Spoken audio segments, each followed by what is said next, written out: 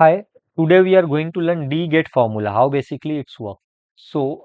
Here is the data, here is the share market data we have, and here is the buying date, here is the sell date, here is the stock name, here is the buying price. We want to take details because here is the huge data, and we want to find data with the help of dates. So here DGET formula works like DGET. Now asking for database. So database would be my whole data. And now what I will do, I will freeze this cell pressing F4. By pressing F4, now just comma. Now is asking for field. That means from where you want to pull the details. So my field would be cell date. Now comma. Now is asking for criteria. So from which criteria you want to map it.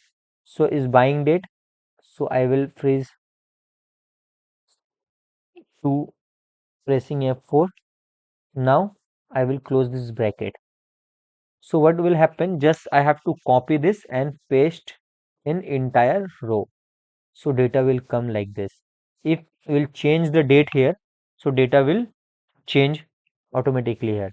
Like I'm just putting the date of 27 December, where the sell date is 9 Jan and stock name is credit access and buying price is 1603. See what happened.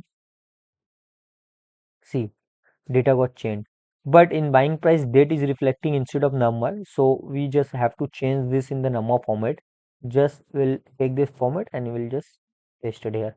What will happen, we can match here as well as here is this 27th, here is the 27th, 9 Jan, 9 Jan, here is the stock name is here, and the buying price is 1603, the buying price 1603, same. Thank you, keep learning.